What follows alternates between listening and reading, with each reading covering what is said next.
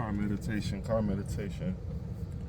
So I'm making this for those who are, the more modern term, entrepreneurs, hustlers, male, female, doesn't matter. Or you work a job that's demanding, but you are a parent, or you are a husband or a wife, or even a fiance, boyfriend, girlfriend, long term, or you had kids.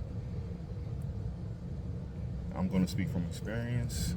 I'll speak from what wisdom I've learned when it comes to this matter.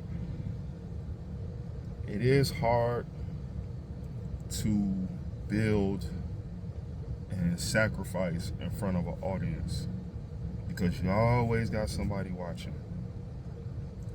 and you always got that quote unquote peanut gallery that's sitting back and that's gonna judge you. And when you regrouping, they're gonna make you feel like you're not doing enough. Sometimes they say it, sometimes they just think it. But you also have that side of support too. Can go both ways. I've lived with both ways. But it is definitely hard when you have mouths to feed. I've been a father longer than I've been on earth. I became a father very young, and I knew then at 17 when I became a father that I had to,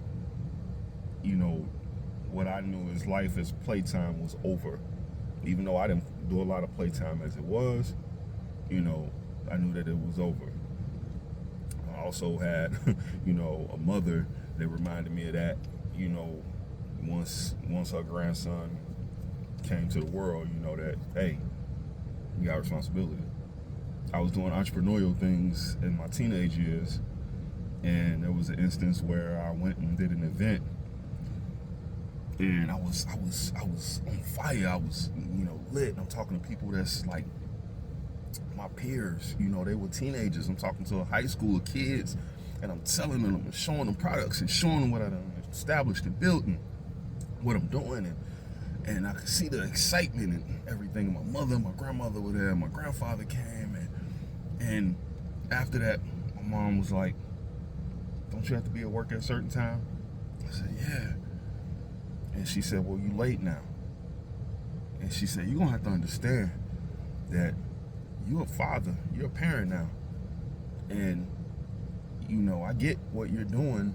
Maybe, bringing in money, and you're trying to do this." And she's like, "And I know who you are because you're my child," but she said, "You're a father." And she said, when a lot of times in life, you're going to have to weigh that above everything. Meaning, she's like, you can't run the risk of losing this job that you have for 5 extra minutes or 10 extra minutes or a half an hour. You can't play that game now. And she said, if you are going to play that game, you better play for keeps. And you better always be playing to win.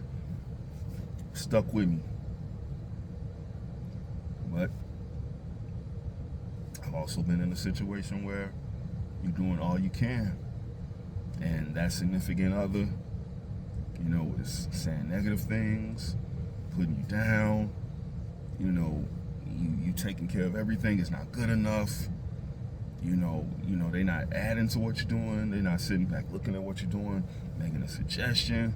They kicking you all the way, and you have to learn how to block it, but at the same time internalize it as fuel. Because a lot of times in life, people are going to tell you what you can't do. A lot of times in life, the people that are close to you may not believe in you. And a lot of times they're going to call you crazy. Of course it's crazy to work this many hours. Of course it's crazy to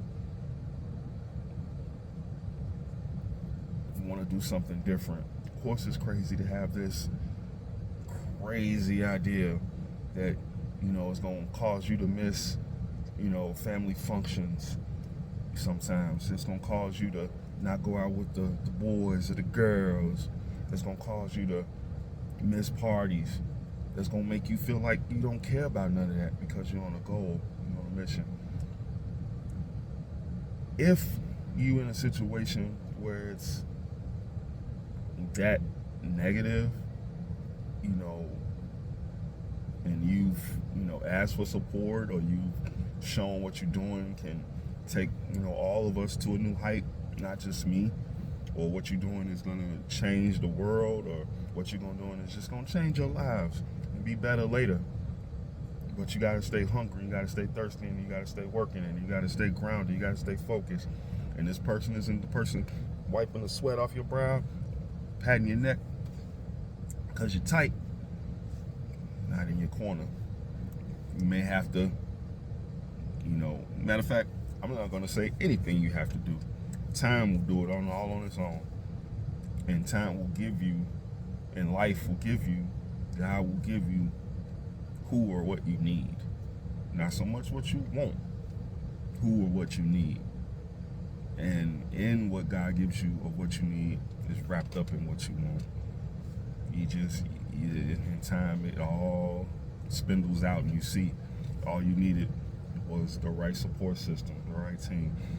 And if you're doing it alone, support yourself, pour into yourself, pat yourself on the back, crack your own neck.